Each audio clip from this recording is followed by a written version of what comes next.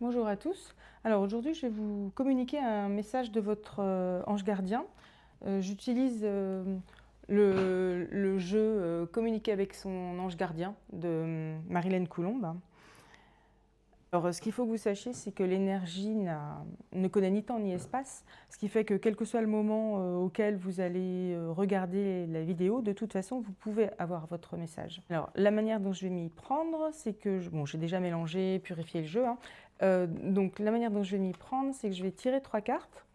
Je ne vous les montre pas, évidemment. Vous allez vous connecter à vous-même, ce n'est pas du tout un choix rationnel, hein. Vous laissez parler votre intuition. Donc c'est la première carte qui va vous venir à l'esprit et ce sera votre message de votre ange. Carte 1, carte 2 et carte 3. Alors vous vous connectez à vous-même et la première carte qui vous vient est la vôtre. La carte 1, la carte 2, la carte 3. Voilà, normalement c'est choisi, hein, puisque ça ne doit pas être un choix rationnel et réfléchi pendant 2 heures. Donc je vais vous montrer les cartes. Première carte, très belle carte, je suis ton confident. Je suis avec toi à tout moment. Tu peux te confier à moi avec simplicité. Dans tes mots, je vais te comprendre sans te juger. Rien ne me rend plus heureux que d'entendre ta voix, de savoir que tu as besoin de moi. Je sais exactement ce que tu vis et ce que tu ressens. Ne garde pas tes soucis et tes joies à l'intérieur de toi. Parle-moi, je suis là. En fait, votre ange gardien veut vous faire comprendre qu'il est toujours près de vous, dans vos énergies, et que vous pouvez vous confier à lui.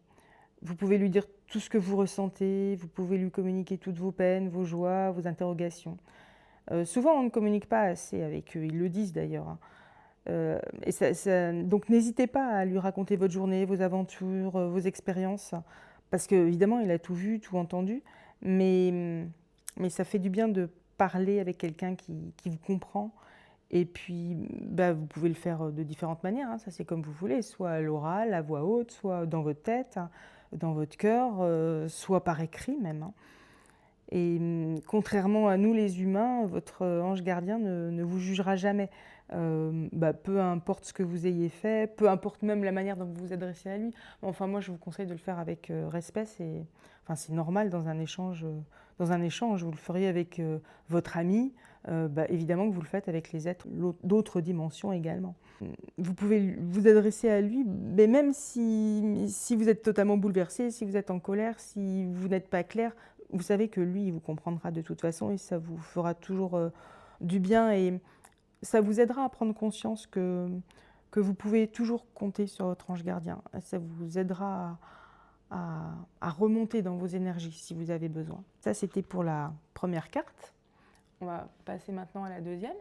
Donc, si vous avez choisi la deuxième, c'est celle-ci pour vous. Surveille les heures miroirs. Alors, si je le repose, est-ce que vous arrivez à voir? Oui, je pense. Surveille les heures miroirs. Tu as remarqué les heures doublées sur ton horloge?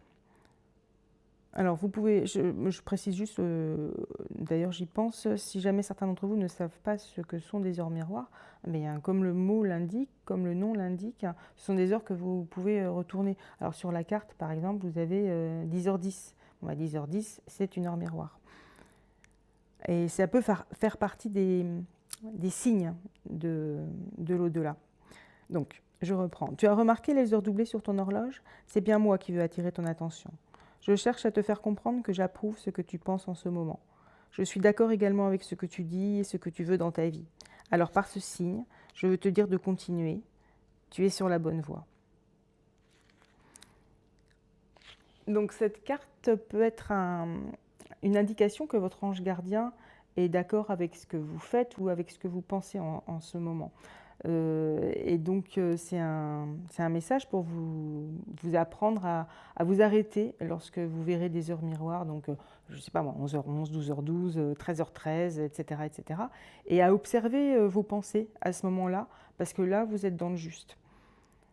Donc avant de voir cette heure, à quoi est-ce que vous pensiez, qu'est-ce que vous étiez en train de vous dire, Et donc, grâce à cette synchronicité, votre ange gardien vous dit que ce à quoi vous pensiez correspond à votre chemin de vie. Donc, vous pouvez passer à l'action et faire ce dont vous rêviez.